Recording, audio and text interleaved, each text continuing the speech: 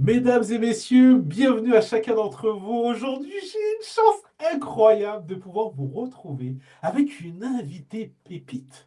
Ajar est avec moi aujourd'hui. On va parler du dirigeant. Et le thème, pour que je puisse vous le partager très rapidement, un dirigeant peut-il vraiment remettre l'humain au cœur de ses décisions sans y perdre en performance dans un moment où l'IA apparaît? Et si on parlait d'être humain? Ajar, comment ça va de ton côté? Bonjour Christopher, ça va très bien et merci à toi pour cette occasion et opportunité de parler de l'humain au sein des organisations, sujet qui me tient beaucoup à cœur. Yes, j'ai eu la chance de te rencontrer il y a quelques temps et dans notre première conversation, l'humain était au centre. Donc je me suis dit, autant te retrouver sur ce podcast pour pouvoir en parler. On va rentrer directement dans le vif du sujet. À l'ère de l'IA, à l'ère des transformations où les entreprises doivent être de plus en plus performantes, sûrement avec parfois un peu moins de moyens. Comment on fait pour prendre soin du capital humain? Qu'est-ce qu'on peut faire en fait, Jar? Qu'est-ce qui te vient par rapport à ça? Alors, pour prendre soin du capital humain, Mhm. il y a beaucoup de choses Oui. qu'on pourrait faire. La première que je souhaite partager et qui me vient en tête, c'est la considération. Oh, euh, j'adore ce mot-là et je vais. Pourquoi la considération est pour toi un point si important? Qu'est-ce que ça fait appel? Quelle est l'expérience que tu as vécue? Nous, on veut tout savoir, Ajar. Alors, pourquoi c'est si important? Parce que qu'on soit dirigeant, qu'on soit manager, qu'on soit salarié, peu importe le statut qu'on a, on est avant tout des êtres humains. Et une organisation est composée de plusieurs êtres humains qui font vivre cette organisation-là. Ce n'est pas juste le dirigeant, ce n'est pas juste un manager, ce n'est pas... Voilà, c'est tout un écosystème qui fait que une entreprise peut fonctionner. Et à partir du moment où on prend en considération les personnes qui constituent cet écosystème, ben, on crée déjà un environnement qui fait que on se sent considéré, on se sent utile dans une structure. Et à partir de là, j'ai envie de dire, on a envie de s'investir. Yes, c'est intéressant. Derrière la considération, il y a l'investissement personnel, professionnel qu'on peut mettre sur le terrain. Euh, Qu'est-ce que de la considération? Est-ce que c'est avoir une prime, donner des primes à volo pour que les gens se sentent investis dans la boîte? Est-ce que c'est juste de passer, de dire un salut à la personne de la compta à qui je dis pas salut depuis 5 ans parce que elle me sort des yeux? Voilà, qu'est-ce qu'on peut mettre en place aujourd'hui? C'est très intéressant ce que tu évoques parce que tu parles de primes, donc c'est de la rémunération, c'est tout ce qui est considération matérielle qui est Oui. important. Hmm. Dire bonjour à la personne de la compta et tu sais que la compta, c'est un service généralement qu'on n'a pas forcément envie d'aller voir. Et ça me fait penser justement que ça soit la compta ou un autre service. Je pense aussi à des anciens collègues de l'informatique. Ce sont des services, généralement, on va les voir quand on a un problème. Et si on n'a pas de souci, on ne va pas leur dire bonjour. Et, et ça, pour moi, c'est aussi une partie de considération à échelle égale. Euh, où ces personnes-là, si on va leur dire bonjour tous les jours ou quand on les croise, bah, le jour où on a besoin, le rapport est différent. Yes, mais ça voudrait dire qu'on est un peu sur de la stratégie. Ce serait, je vais lui dire bonjour tous les jours, comme ça, quand j'ai besoin, je sais que je peux le trouver. Ou c'est euh, plutôt de se dire, ben, en fait, on est entre êtres humains et juste se dire bonjour est déjà un premier point qui fait que ben, les relations puissent bien se passer. Justement, c'est plutôt ce deuxième point, c'est de dire bonjour. Dire bonjour parce qu'on travaille ensemble, dire bonjour parce que on est des êtres humains et on passe pas mal de temps au travail ensemble. Et ça, c'est valable pour moi à toutes les échelles. C'est un manager qui dit bonjour à ses équipes et il attend pas qu'il y ait la réunion ou après, voilà, il y a plusieurs niveaux de management, plusieurs niveaux de responsabilité à certains postes en fonction des structures. Et je prends mon cas, j'avais dans une concession automobile 250 et dans une autre 130, je ne pouvais pas faire le tour de toutes les personnes tous les jours, parce qu'un tour pouvait me prendre entre 2 heures et 3 heures, sachant que je m'arrêtais à chaque collaborateur. Mais n'empêche, ça reste une considération pour moi. et du respect. C'est des personnes avec lesquelles on travaille. Le minimum, c'est de dire bonjour. Yes. C'est, merci. En même temps, tu as pu faire un pont directement par rapport à tes anciennes responsabilités. Et je discutais hier avec un dirigeant qui me disait, ben voilà, moi, j'ai pas beaucoup de temps avec mes équipes. C'est une petite structure, ils sont 7 dans cette structure. Et il me disait, mais ce qui est important, en fait, c'est de pouvoir, à des moments précis ou pas, pouvoir prendre un peu la température. Et c'est un peu ce que tu nous partages derrière le bonjour finalement. C'est aussi une espèce de prise de température de comment est l'ambiance interne, comment les gens vont. Et ça me rappelle le fameux comment ça va? Et tout le monde répond ça va. Toi, dans ton ancien poste, comment ça se passait? Parce que tu disais, voilà, bah, plus de 300 personnes à voir. Si tu devais t'arrêter et dire bonjour à 300 personnes, c'est bon, tu as perdu 3 ou 4 heures de ton calendrier journalier. Euh, Comment tu prenais, toi, la température des équipes? Alors, je veux juste revenir sur ce que tu as dit, deux choses. J'avais pas jusqu'à 300 personnes, mais à partir du moment où on est à plus d'une centaine, voilà, des concessions de 130 et 250, et ce n'est pas une perte de temps. Mhm. Ça permet de rebondir là-dessus. Ce n'est pas une perte de temps. Pour moi, c'est un investissement. Ça fait partie je vais dire, de ma liste de responsabilités. Je ne vais pas dire de tâches, de responsabilités. Donc, oui, ça permet de prendre la température. La température, on peut la prendre de plusieurs façons, directement avec le manager ou nous-mêmes en tant que dirigeants. Et ce qui me tenait à cœur vraiment, c'est de m'arrêter à chaque personne. Je connaissais leur prénom. Je savais s'il y avait des sujets, même des fois perso, que les managers m'ont abordé, que j'aborde pas forcément directement, mais voilà, le regard, il est différent. Et j'arrivais à voir s'il y avait une énergie différente à chaque fois que je passais. Et j'ai même une anecdote par rapport à ça, et j'en ai fait un post sur LinkedIn il y a quelques semaines. Moi, ça me donnait de l'énergie de passer, dire bonjour à mes équipes. Vraiment. Et si j'avais le temps, c'est quelque chose que j'aurais fait tous les jours. Mais 2 heures et demie par jour, ça peut vite prendre sur l'agenda. Et un jour, c'était dans les ateliers, et une personne m'a dit, ça fait longtemps qu'on ne vous a pas vu, est-ce que vous allez bien? Et c'est une question qui m'a touchée, parce que à la fois le fait de dire ça faisait longtemps, mais ça ne faisait pas si longtemps que pour eux, ce passage, mon agenda ne me le permettait pas. Donc peut-être, voilà, je suis passée 2 semaines moins souvent qu'avant. Bah, ça a créé je veux dire un manque et l'interrogation. Est-ce que moi je vais bien? Est-ce que c'est pas parce que je suis bien passée qu'il y a quelque chose qui ne va pas?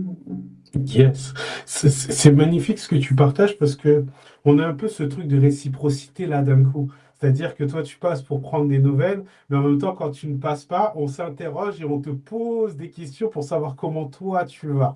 Et, et en fait, on se rend compte que finalement, ça, même si, bon, bah, si tu le faisais, on va dire, sur une journée, ça prendrait beaucoup de temps, mais petit à petit, pouvoir le faire un petit peu chaque jour pour 5, 10, 15 personnes, etc., ça permet aussi de voir que les gens, en fait, on revient sur le terme que tu partageais, le premier terme qui était se sentent considérés.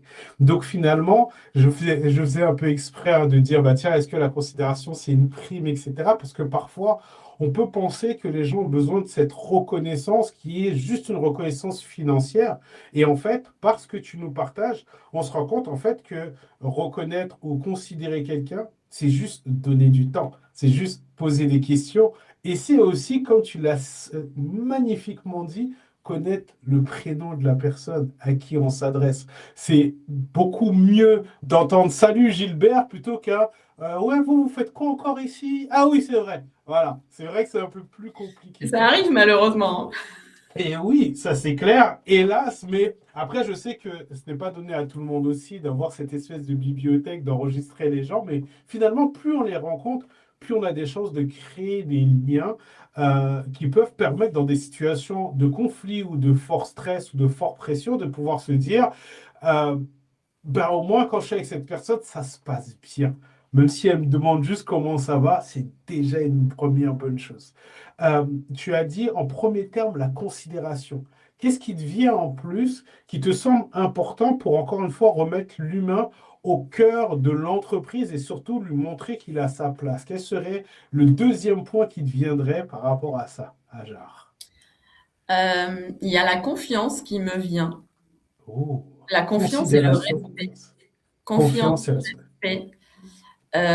Pour moi, c'est un peu lié. Quand on a de la considération pour la personne, c'est qu'il y a un respect face à lui. Enfin, on a du respect face à l'humain qu'on a face à nous. Et la confiance vient justement de cette relation qui se crée.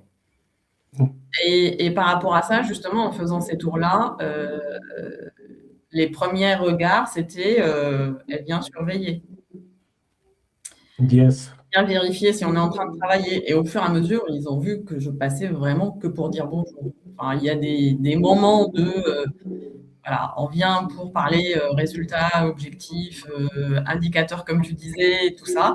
Et il y a des moments où c'est vraiment je viens dire bonjour parce que aussi ça me fait plaisir, parce que ça me fait du bien. Et je disais souvent à mes équipes que le fait de faire mon tour me donnait de l'énergie et me donnait envie en fait de continuer ma journée. Donc, et cette considération, ce respect, crée la confiance au fur et à mesure. Yes. Confiance, alors considération, confiance, respect. Euh, Parfois, alors j'ai la chance aussi de coacher des managers qui viennent de prendre leur poste. Et je discutais avec un dernier il n'y a pas très longtemps qui me disait, oui, mais quand j'ai commencé, c'était un peu compliqué de faire confiance parce que je voulais qu'en fait les gens soient comme moi. Et donc je leur disais, très souvent, je leur envoyais un mail en disant, voilà, en étape 1, il faut que tu fasses ça, en 2, 3, 4, 5, etc. Et en fait, à un moment donné, les gens se sont un peu rebellés et j'ai pas spécialement compris. Est-ce que c'est quelque chose qui, toi, t'irrisse le poil en disant, bah tiens, on est sur du micromanagement et ah là là, alerte, etc. Ou, bah en fait, on fait un peu tous cette erreur au départ quand on devient manager de ne pas savoir comment finalement gérer l'humain. C'est un sujet qui est hyper important parce que, à mon sens, le management s'improvise pas. On peut avoir la fibre humaine. Pour certains, c'est presque inné. Voilà, il y a plusieurs, je mets pas tout le monde dans le même lot, loin de là. Il y en a, c'est inné, il y en a, ils ont la fibre, mais ils ont besoin d'être guidés et il y en a, ils aimeraient bien le faire, mais ils savent pas comment le faire. D'où l'intérêt d'être accompagné par des Yes. formations, par du coaching. Avec l'expérience, les formations, c'est bien, soit les faire dans la durée ou les compléter par du coaching, justement, pour que la personne soit accompagnée dans la durée par rapport vraiment à sa caractéristique en tant que manager et son réel besoin, et aussi ce qu'elle rencontre sur le terrain. Donc, effectivement, un mail avec étape 1, etc. Moi, j'aurais envie de dire, bah, au lieu d'envoyer ce mail, pourquoi ne pas demander à la personne de venir dans le bureau? Vous allez même dans le bureau. Moi, j'aimais bien aller dans le bureau de mes chefs de service et échanger avec eux. Et dire, voilà, plutôt que d'envoyer le mail, j'ai envie de partager ça avec toi. Et là, il y a un échange, c'est différent. La personne qui le mail ne réagit pas de la même façon. Et le manager se rendra compte que ça fait du bien aussi de fonctionner comme ça. Mais c'est un Yes. apprentissage aussi. C'est, Tu disais que pour certaines personnes, c'était inné, pour d'autres, c'était un peu plus compliqué, on va dire ça comme ça. Comment on se prépare à être un bon manager, un bon dirigeant? Tu as mis en avant la formation, le coaching. Est-ce que, avant ta prise de poste en tant que toi, manageuse, est-ce que tu as été formé? Est-ce que tu as fait une très grande école de management? Ou ça a été vraiment au fur et à mesure de ta montée en compétence qu'à un moment donné, on s'est dit, Ajar, il y a un truc qu'on peut mettre en place, allez, ce sera elle la prochaine. Alors là, tu touches quelque chose qui est que j'ai vraiment expérimenté et dont je parle assez souvent en ce moment. Je suis rentrée donc chez Renault, j'étais stagiaire. Où j'ai fait mes 2 stages et dès mes stages, j'observais les managers. Mais vraiment en me disant et après voilà, j'ai eu mon contrat, où j'étais pas encore manager et j'observais les managers, celui qui a son bureau toujours ouvert, celui qui a son bureau toujours fermé. Les managers changeaient assez, allez, tous les 3 ans ou en fonction des services, des établissements. Puis des fois, je voyais, tiens, un tel manager a changé, les équipes, il y a quelque chose qui a changé dans l'équipe, les résultats ont changé et j'observais et au fur et à mesure, je me disais: «Bah, si un jour j'ai la chance d'être manager, quand je serai grande», j'aimais bien dire cette phrase-là, «quand je serai grande et je serai aussi manager, bah, j'aimerais bien faire comme lui, surtout ne pas faire comme lui». Et je voyais Mhm. aussi l'impact des managers sur moi et mon travail, sur l'investissement. Quand j'avais un manager qui donnait envie, bah, j'avais beau être même pas cadre à l'époque, bah, en fait, il est l'heure de rentrer à la maison. Ce qui n'était pas une bonne chose en soi de rester là, mais voilà, l'investissement devient naturel. Yes. Donc, en fait, finalement, merci hein, pour ce retour d'expérience de tiens, tu es rentré finalement par la petite porte du stage pour arriver et monter en compétences et surtout changer de poste au fur et à mesure. On se rend compte finalement qu'il y a une corrélation entre les relations avec le manager et le travail qu'en fait on peut mener. C'est pas juste un commandant, on va dire ça comme ça, qui donne un cap et point. C'est en fait on revient sur une des bases qu'on se disait au départ. On revient sur cette considération, cette relation en fait qui peut avoir un impact.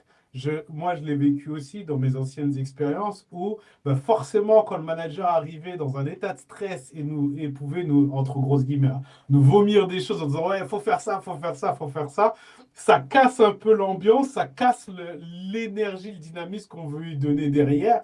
Alors que quand il ou elle arrivait en grande forme en disant ah, ça va être fantastique, comment tu vas, etc., ben là, ça insufflait une autre dynamique. Donc c'est intéressant parce que euh, dans les managers que j'ai la chance de rencontrer, par rapport à ce que tu disais, j'ai pas l'impression qu'il y a une vraie formation, un vrai travail de mener sur comment on gère les différentes relations et interactions. Est-ce que tu as été, dans ton parcours en tant que manageuse, est-ce que tu as eu des moments de formation ou de coaching sur ces sujets liés aux relations directement ou pas du tout? Pas du tout. J'ai eu une tout à l'heure, tu avais posé la question si j'ai fait une grande école de management. Du tout. Je suis à la base issue de la finance et du contrôle de gestion. Et par contre, j'ai eu, avant d'être manager, j'ai eu une formation de management. J'étais encore jeune, je ne savais pas quand est-ce que j'allais manager, mais en tout cas, l'entreprise me préparait. Et pendant cette formation, je me disais, mais pourquoi le formateur, il expose ces sujets-là? Pour moi, ça coule de source. J'ai compris après sur le terrain que c'était pas quelque chose qu'on avait tous. Pour moi, il faut d'abord avoir pour l'humain. Il faut aimer un minimum l'humain pour être manager. Et après, sur comment gérer vraiment les situations, les relations, à mon sens, il n'y a pas de règle qui peut être transposée dans toute situation, si ce n'est la règle de l'écoute, la règle de ne pas prendre parti. La règle 2, pardon. Ne pas prendre parti, de rester neutre dans une situation et aussi d'affronter la situation. Yes. Alors, magnifique pour ce point par étape. Comment on fait pour écouter les autres sans rentrer directement dans ah, j'ai compris ce que tu m'as dit, ben, en fait, il faut que tu le fasses comme ça et point. C'est très souvent qu'on a des personnes qui sont en mode réaction directe. On n'a quasiment pas fini la phrase, qui la coupe en plein milieu. Non, mais en fait, c'est ça que tu dois faire et tout. Comment on fait pour travailler cette écoute et j'allais dire même cette écoute active? Comment on fait pour travailler ça, Ajar? C'est une bonne question. Je pense que la première chose, c'est d'en avoir conscience. Beaucoup de personnes n'ont pas conscience qu'ils n'ont pas cette écoute active ou ne savent pas aussi ce que c'est. Et ça, c'est quand j'ai fait ma formation où j'en ai pris conscience. On avait un module sur l'écoute active. Et là, j'ai vu les retours en me disant, mais pourtant, je pensais que j'écoutais. Et effectivement, il y a eu les exemples, comme tu dis, la phrase n'est même pas terminée, que la personne en face, elle peut déjà répondre ou elle réfléchit à la réponse alors qu'on n'a pas encore fini sa phrase. d'en avoir conscience, de se faire accompagner. Je sais pas tout, je sais pas s'il y a des formations sur l'écoute active et après pour moi, faire une formation que là-dessus, je pense pas que ça soit, le cœur. C'est une formation globale où il y a cette partie écoute active et s'entraîner. S'entraîner, peut-être faire simplement un exercice où voilà, je vais parler et tu ne pourras intervenir qu'une fois que j'aurai fini et que je t'aurai dit: «OK, je suis prêt à t'écouter». Yes. C'est vrai que quand tu en parles de cette façon-là, moi, ce qui me revient, c'est quand je donne des formations, on parle des feedbacks.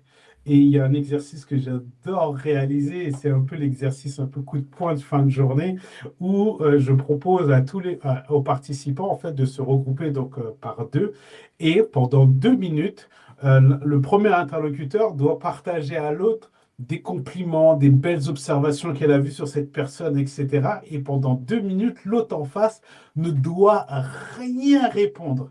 Et en fait, au travers de cet exercice, ce qui en ressort très souvent, c'est je savais pas trop où mettre. Deux, ben, c'est rare en fait que je prends pas directement parti ou au contraire, je ne donne pas directement on va dire un deuxième feedback ou un compliment à la personne, etc. Et donc les gens, ça les met dans une posture d'écoute finalement. Et voilà, donc merci pour ce que tu viens de partager, parce que l'écoute active, c'est quelque chose d'une importance capitale, surtout. Alors moi, quand je discute avec les gens, je milite beaucoup pour, on va dire, un nouveau rôle de manager qui est devenir manager coach. Je ne sais pas si c'est quelque chose qui, toi, te parle, et si c'est le cas, vas-y, je t'écoute sur ce sujet, Ajar. Oui, ça me parle encore plus aujourd'hui, que j'ai fait la formation justement de coach et c'est quelque chose que je faisais, instinctivement, pas autant qu'un coach, mais voilà, une personne qui vient nous voir pour un sujet, ne pas être dans la solution, mais plutôt d'échanger avec la personne, de poser des questions pour comprendre ce qui se passe réellement et qu'est-ce qu'elle est en mesure de pouvoir mettre en place. Et là vient, est-ce qu'elle a réellement besoin de mon aide ou pas? Et combien même elle a besoin de mon aide, elle peut aussi, elle, trouver la solution et moi je suis en appui plutôt que de venir en tant que manager ou en tant que dirigeante dire: «Bon, bah, voilà la solution sur le plateau». Et aussi une chose qui est importante, c'est cette personne-là, ça concerne par exemple son service, elle est la mieux placée pour savoir ce qui est, bon pour son service parce que, elle est experte dans ce domaine. Et il faut, à mon sens aussi, en tant que manager, c'est intéressant ou de dirigeant, c'est intéressant heu, de responsabiliser et aussi de donner cette confiance-là en disant: «Bah, en fait, c'est toi l'expert ou c'est toi l'experte. Moi, je suis là en appui. Qu'est-ce qui est bon pour ton service, pour cette situation-là, de mettre en place? Et on voit si c'est faisable». Parce que sinon, on va venir avec, nous, nos filtres, nos acquis, des choses qu'on ne maîtrise pas et moi voilà, j'ai pas de souci à dire, «Je ne maîtrise pas tel domaine, c'est toi l'expert, qu'est-ce que tu proposes?» Donc c'est Yes. un peu du coaching, mais effectivement, ça serait intéressant que des managers fassent une formation de coaching, finalement plus que de management ou les Yes. Yes, merci. Donc voilà, là c'est enregistré, envoyé sur LinkedIn comme ça, LinkedIn et YouTube d'ailleurs. Euh, Parce que je pense vraiment que voilà, on arrive dans une phase un peu charnière qui est que, voilà, comme tu disais si bien il y a quelques instants, le manager doit développer des compétences de coach pour, alors même si tu n'as pas utilisé ce terme-là, mais pour pousser l'autre à être en fait de plus en plus autonome. Et on se rend compte hein, finalement que l'autonomie qu'on donne à quelqu'un, le fait de lui faire confiance sur son expertise, donc on revient sur la confiance, ben, en fait, aux yeux des autres, on lui donne aussi de la considération parce que donner directement la solution, c'est pousser l'autre à se dire, ben, en fait, je ne suis pas en capacité seul de prendre ce type de décision. Donc, à chaque fois, je vais aller voir mon manager ou directeur ou etc. Et finalement, la charge de travail du directeur ou de la directrice ou du manager augmente qu'est-ce qui fait que ça augmente derrière? Bah, derrière, la personne, elle a encore plus de stress. Mince, à chaque fois qu'il y a un truc, il faut qu'elle vienne me voir. Ah, il faut que je retrouve du temps, etc. Et à un moment donné, en fait, on a une espèce de, comment dire, de groupe de personnes stressées parce qu'on a retiré finalement un peu d'autonomie à une personne. Donc, merci pour ce que tu partages parce que je sais que par rapport aux gens qui nous écoutent aujourd'hui, il y en a peut-être qui disent, ouais, alors c'est cool de replacer l'humain, etc. C'est cool d'aller dire bonjour, etc. De prendre un peu de temps, prendre la température et tout. Mais à un moment donné, en fait, où je retrouve du temps, parce que j'ai aussi beaucoup à mener. Et là, on se rend compte de cette astuce que tu donnes en étant finalement présente un peu en backstage pour épauler, mais pas pour faire finalement à la place de l'autre et donner de l'autonomie. Merci, ça donne encore une nouvelle carte. Qu'est-ce que je vais me placer un peu dans la peau d'un dirigeant, d'un manager qui te dirait, bah, écoute, moi j'ai une équipe et j'ai tout le temps les mêmes qui viennent se plaindre tout le temps dans mon bureau. Ça me prend beaucoup de temps, ça me prend de l'énergie et en fait ils sont jamais satisfaits de rien. Qu'est-ce que tu pourrais répondre à ça, Ajar? Ouais, c'est une question qui est pas facile. Heu, J'encouragerais la personne à trouver peut-être le point en commun de ce qui déclenche cette situation-là, Oh, ou ok. lui demander un cas concret. Hmm. Comme ça, tu pousses la personne finalement par l'exemple de dire, bah, tiens, par rapport à ça, qu'est-ce qu'on pourrait tous mettre en place? Est-ce que c'est à ce moment-là, alors, j'allais te le poser en question, mais très souvent quand j'interviens, je vais utiliser des outils comment dire, des outils autour du co-développement pour trouver finalement des solutions en groupe en utilisant finalement l'intelligence collective pour sortir de cette situation-là. Et c'est un peu ce que j'entends par rapport à ce que tu partageais là il y a quelques instants. C'est finalement, encore une fois, hein, j'aime bien parce que, encore une fois, tu redonnes de l'autonomie à des personnes qui, à un moment donné, pourraient penser que le bureau de leur manager ou directeur, directrice ou autre est l'endroit où ils peuvent tout déverser et se dire, moi j'ai posé ça là, à lui de se débrouiller. Alors ça existe aussi. En tout cas, en tant que N+1 ou dirigeant, c'est important aussi de proposer cet espace-là. Pour les managers où il y a une montée en pression, plutôt que ça reste dans sa tête ou que ça se déverse sur l'équipe ou à la maison, j'aimais bien leur dire: «Viens dans le bureau, on va parler. Qu'est-ce qui se passe?» Et voilà, de libérer, et là, aussi avoir la casquette, juste et neutre. C'est, OK, si c'est l'équipe, qu'est-ce qui se passe réellement? Est-ce que c'est réellement l'équipe? Est-ce que c'est le manager lui-même? Parce que, voilà, à un moment, pour moi, tout ce qu'on dit depuis tout à l'heure, ça fait partie de la montée en compétences. C'est faire monter en compétences, c'est donner la responsabilisation, et c'est hyper important dans ce cadre-là que la personne, le manager qui vient nous voir ou la personne qui vient nous voir sache qu'elle est, épaulée. Voilà, c'est pas: «Je te dis pas trouve la solution parce que je peux pas m'en occuper». C'est un moment te responsabiliser, te faire monter en compétences, créer la confiance en toi aussi, parce que ça donne confiance parce qu'on voit après que ça fonctionne. Mais sache que moi, je suis là. Donc je suis dans tous les cas en dessous.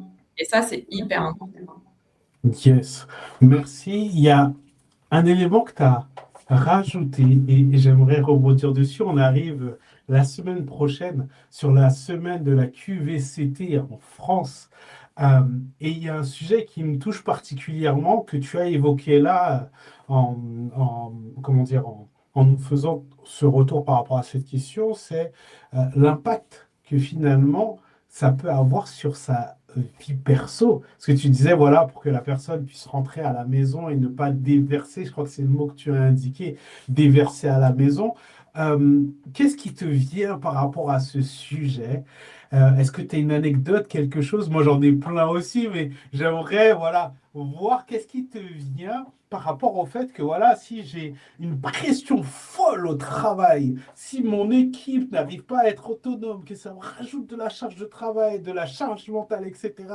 Et à la fin de la journée, je rentre à la maison et j'ai pas de sas pour pouvoir décompresser. Qu'est-ce qui peut se passer? Eh bien, il peut se passer beaucoup de choses, et à la maison, et au travail. Et j'ai aussi des anecdotes par rapport à ça, et notamment justement une personne qui montait en pression avec ses équipes et en discutant, voilà, qu'est-ce qui s'est passé? Qu'est-ce qui fait que tu montes en pression? Bah, je leur demande de faire ça depuis, là je donne un exemple concret. Depuis tant de jours, de semaines, ils le font pas. OK. Donc cette personne-là, on prend le temps de discuter, elle redescend un peu et puis je lui donne un exemple de quelque chose qu'elle devait faire et qu'elle n'avait toujours pas fait. Et je savais que la deadline était encore un peu lointaine, mais elle s'approchait et je lui donne l'exemple en lui disant: «Tu vois, ça c'est quelque chose que tu dois rendre. Je sais que c'était, quelque chose de pas très agréable à faire. En tout cas, ce qu'on n'aime pas faire dans nos tâches, quotidiennes. Je le sais, j'en ai conscience. Pour l'instant, je t'embête pas trop dessus. La deadline arrive.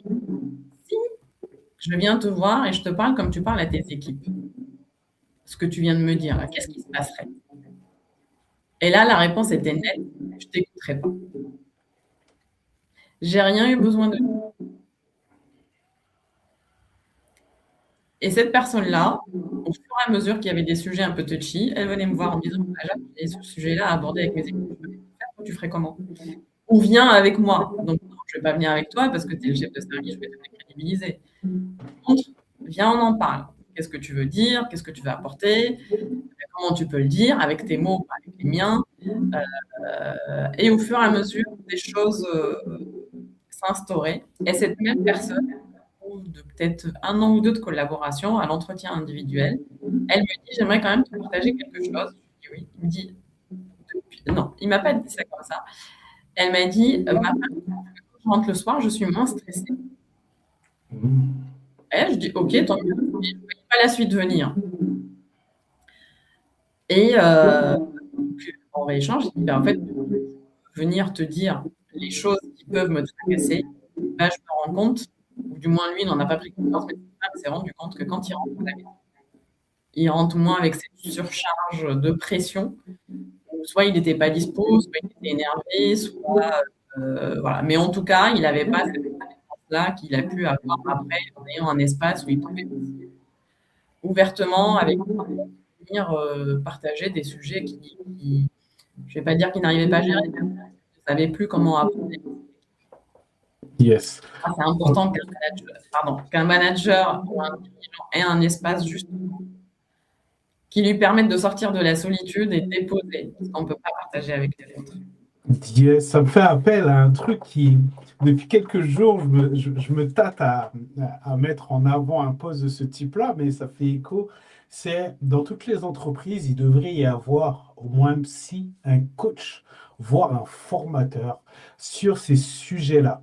Parce qu'en gros, donc je te disais il y a quelques instants, voilà, on va arriver sur la semaine de la QVCT. Voilà, donc tout le monde va mettre en avant finalement le bien-être des salariés, etc., bien-être des managers, etc.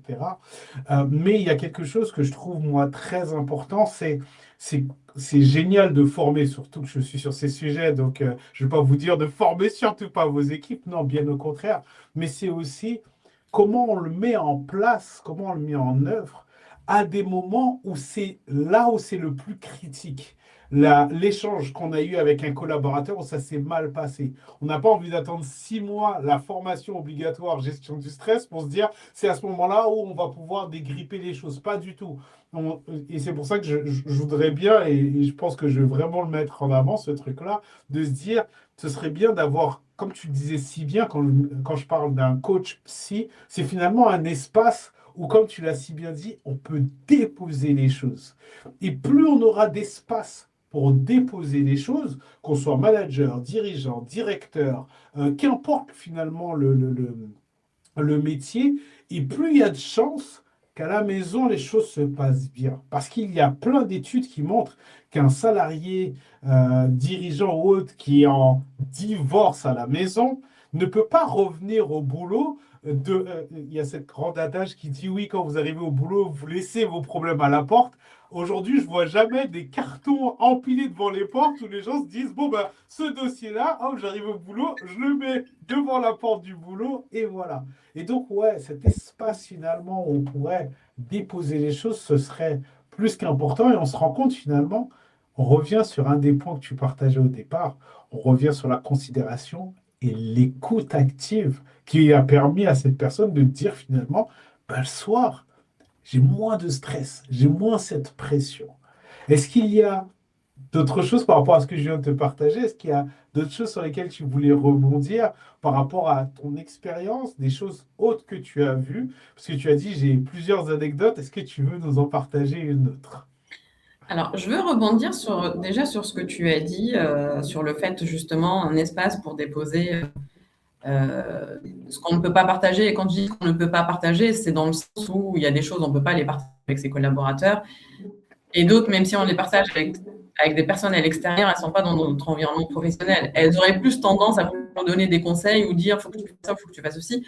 Ou, ah, c'est que le boulot. Cette phrase-là de, c'est que le boulot, tu ne devrais pas te prendre la tête. Et malheureusement, ça, on ne le gère pas. Et pour moi, ça a une telle importance. Si je prends un exemple d'un manager, directeur ou dirigeant qui a un espace pour déposer ce qui le tracasse, ou en tout cas ce qui lui occupe l'esprit, il va déposer ça. Donc, il va être déjà plus présent dans sa structure. Il va être plus présent pour ses équipes. Et là, on en vient à aussi le manager qui ne perd pas en performance, juste pour le sujet. Avant de clôturer, on reviendra là-dessus pour faire le lien. Et donc, il rentre à la maison, il est aussi plus léger, donc il est présent pour sa famille, ses enfants, etc. Mais ça va au-delà pour moi, parce que les équipes, elles vont aussi se sentir mieux. Donc, les équipes qui se sentent mieux, elles vont rentrer à la maison et vont se sentir mieux. En fait, l'impact, il est sur tout un écosystème. Et souvent, maintenant, quand je présente mon activité, j'évoque mettre à disposition un espace pour les dirigeants et les managers pour déposer et se libérer de ce qu'ils ne peuvent pas partager avec les autres, ce qui leur permet d'être plus présents, voilà, à la fois dans leur environnement professionnel et dans leur environnement personnel. Yes, merci, parce que là, d'un coup, tu, ce simple espace finalement entre deux personnes peut vraiment avoir un impact sur tout un écosystème qui est l'épouse, le mari à la maison, qui peut être les enfants. Et il y a une image que j'aime bien partager en formation parce que je la trouve plutôt coup de poing, c'est ce dirigeant qui s'énerve et qui va voir le manager et qui lui crache des choses en pleine tronche. Et le manager qui n'a pas appris à gérer peut-être ses émotions ou à gérer ce qui s'est passé, va voir un collaborateur et lui relance en pleine tronche, moi j'appelle ça la cascade, lui relance tout ce qu'il n'a pas su digérer du dirigeant. Et puis, ce même collaborateur rentre à la maison, en met plein les dents à sa femme ou son mari, qu'importe. Et puis, son mari ou sa femme va prendre cette frustration, cet énervement, va la recracher sur l'enfant, qui au final, l'enfant ne sait même pas ce qu'il va en faire. Et il va aller se coucher en se disant, ah, je suis peut-être pas à ma place, ou etc. Et donc là, tu viens de tisser l'écosystème en disant que finalement, un espace où le manager ou le reste de l'équipe peuvent déposer en toute tranquillité ce qu'ils ont besoin de déposer, permettrait derrière que l'écosystème soit mieux.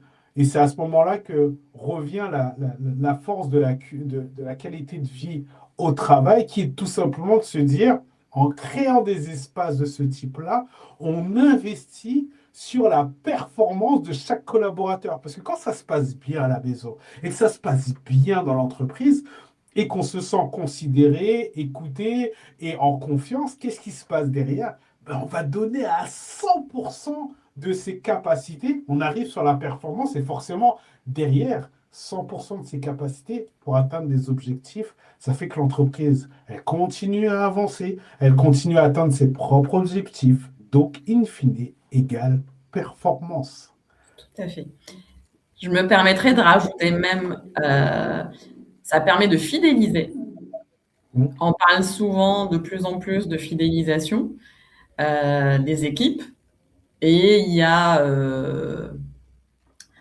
les nouvelles générations. Il y a tout un fléau aujourd'hui sur comment fonctionner avec les nouvelles générations et comment les fidéliser. Mais il y a aussi, alors je ne suis pas calée en les générations Z, etc.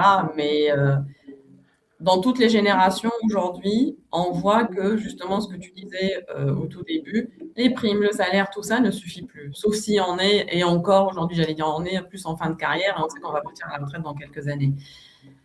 Du coup, cette considération, cette confiance, cette écoute qu'on met en place, ce climat plus sain qu'on met en place dans l'entreprise, ça a un impact sur l'écosystème qu'on vient d'aborder, mais aussi ça permet de fidéliser.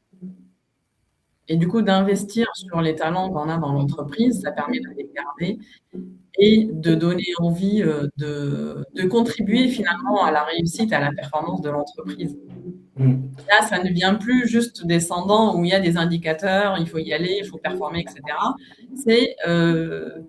Et je trouve que c'est encore plus valorisant de dire je suis dans un environnement professionnel sain, ça me donne envie de travailler avec une bonne énergie. En fait, j'apporte ma contribution. Et ça aussi, je reconnais et le dire en tant que dirigeant du management.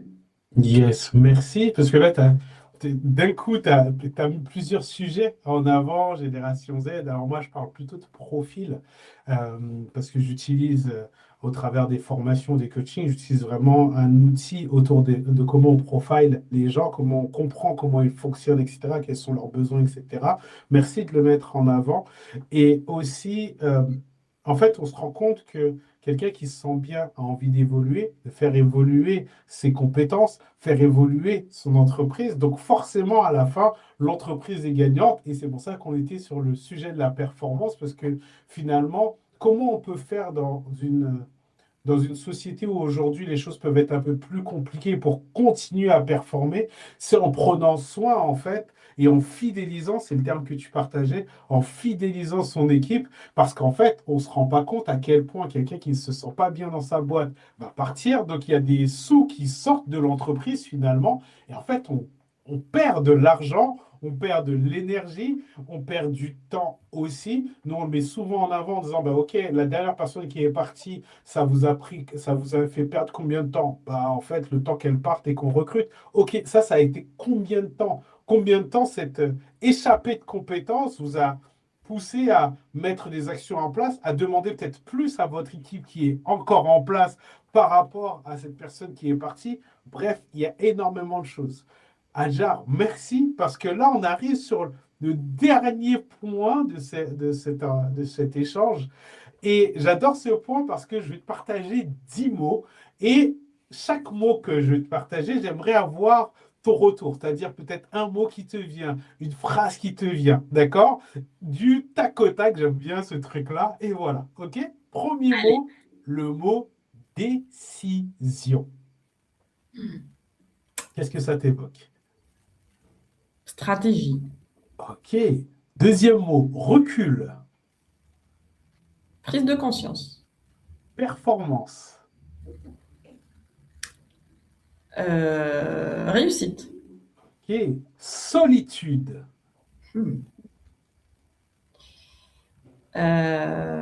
Échange. OK. Humain. Fédéré. Urgence. Ralenti. Ralentir. Yes. Responsabilité. Responsabiliser. OK. Intuition. Écoute.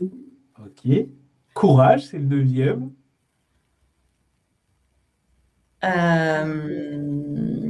Courage.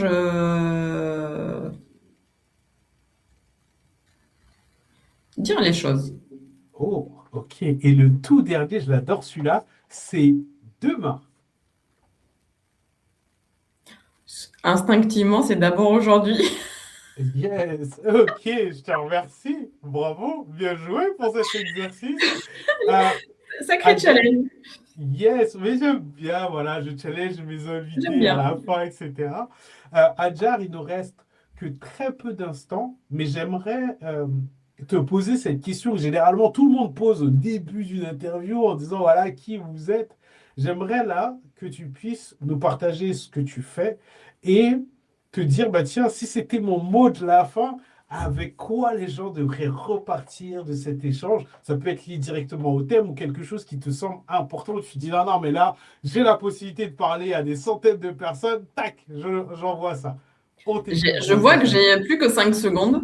T'inquiète. Euh, Ce que je fais, donc passionnée par l'humain et par le management, j'accompagne aujourd'hui les managers et dirigeants à justement sortir de la solitude pour être plus présent pour leurs équipes. Et le but étant, ma conviction, c'est ce qu'on a partagé tout à l'heure, un manager, un dirigeant, un directeur qui est bien dans son poste, dans sa posture, il y a un impact sur l'environnement professionnel et professionnel, euh, personnel et professionnel. Et le mot de la fin, c'est vraiment, peu importe qu'on soit manager, dirigeant, salarié, et que ça soit dans la vie privée ou dans la vie perso, c'est ne pas rester dans la solitude.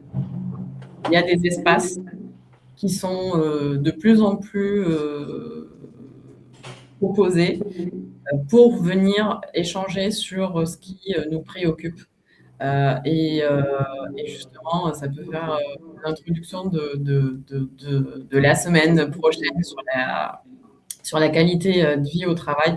C'est vraiment sortir de la solitude. Il y a des environnements, il y a des espaces où on peut venir évoquer ce qui nous préoccupe, et notamment quand on est dans le cadre professionnel, professionnellement.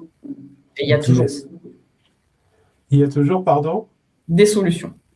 Yes. Merci Ajar pour cette présentation, ce mot de la fin. Mesdames et messieurs, je vous invite à cet instant clé, ou du moins dans quelques instants, à ajouter Ajar Amara directement sur LinkedIn. Laissez-nous en commentaire le hashtag replay, si vous l'avez regardé en replay jusqu'à cet instant clé. Si vous avez des questions, on prendra le temps d'y répondre en commentaire. N'hésitez surtout pas. Et en tous les cas, je vais rebondir sur ce que Ajar nous disait il y a quelques instants, qui est très simple. Ne restez pas seul. Il existe toujours un espace dans lequel on peut vous écouter. Et si vous ne savez pas où vous pouvez trouver cet espace, ça tombe magnifiquement bien puisque nous avons Ajar juste ici, ou moi-même votre hôte qui serait enchanté de pouvoir en savoir plus sur ce que vous vivez au quotidien. En tous les cas, prenez soin de vous. Prenez soin de votre santé. Prenez soin des gens qui sont autour de vous parce que la meilleure façon pour qu'une entreprise ou vous-même vous soyez performant, c'est d'être au top. Voilà. Merci Ajar Merci à infiniment. toi pour ton accueil et pour cette opportunité d'échanger sur ce sujet qui est très important pour moi. Yes, merci à toi encore À pour bientôt ces et magnifiques merci à réponses. tous pour votre présence et votre écoute. Yes, prenez soin de vous. À très bientôt. Ciao. Au revoir.